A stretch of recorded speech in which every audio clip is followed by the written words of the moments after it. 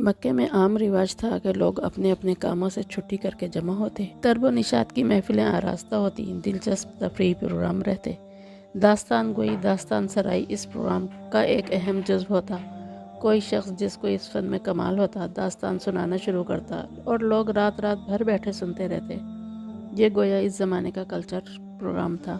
ایک ساتھی نے آپ صلی اللہ علیہ وسلم کو بھی ابھارا، محمد صلی اللہ علیہ وسلم، ایک رات تم بھی اس محفل کا لطف اٹھا لو۔ نوجوانی کا زمانہ تھا، ساتھی نے زیادہ کہا تو تیار ہو گئے۔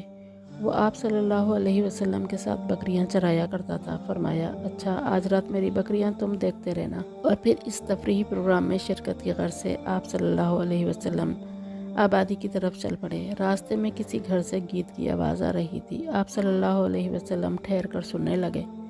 کچھ دیر میں نیند آ گئی اور سو گئے۔ آنکھ کھلی تو دن چڑھ چکا تھا، سورج کی گرمی میں تیزی آ چکی تھی۔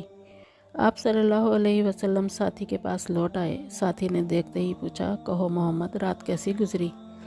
آپ صلی اللہ علیہ وسلم نے فرمایا، کیا بتاؤں، جا رہا تھا کہ راستہ میں ایک جگہ گیت گانے کی آواز آئی۔ گیت بڑا سہانا تھا، آواز بھی بڑی رسیلی تھی۔ سوچا کہ تھوڑی دیر اسے بھی سن لوں پھر جاؤں، مگر بیٹھا تو نیند آ گئی۔ پھر آنکھ کھلی تو صبح ہو چکی تھی۔ دوسری رات ساتھی نے پھر اکسایا، دیکھو آج یہ موقع ہاتھ سے نہ جانے پائے۔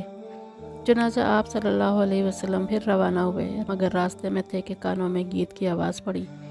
گیت بلا کا سہانا تھا، ایسا لگتا گویا آسمان سے آواز آ رہی ہے۔ آپ صلی اللہ علیہ وسلم پھر سننے بیٹھ گئے۔ کچھ دیر میں نیند آ گئی اور سو گئے۔ 40 برس کی زندگی میں صرف 2 بار آپ صلی اللہ علیہ وسلم نے اس قسم کا ارادہ کیا، مگر دونوں مرتبہ خدا نے بچا لیا۔ آپ نے جوانی میں تیر اندازی سیکھی، جوان ہوئے تو فن سپاہ گری میں مہارت حاصل کی، اور جنگ فجار ہوئی تو چچاؤں کے دوش بدوش رہے۔ اس جنگ میں گھرانے کے گھرانے تباہ ہو گئے۔ اس سے کچھ لوگوں کو بہت دکھ ہوا اور انہوں نے صلح کی آواز اٹھائی۔ بالآخر دونوں فریقوں میں معاہدہ ہو گیا۔ یہی معاہدہ حلف الفضول کے نام سے مشہور ہوا۔ اس معاہدے میں آپ صلی اللہ علیہ وسلم بھی شریک تھے۔ عمر مبارک اس وقت 16 سال تھی۔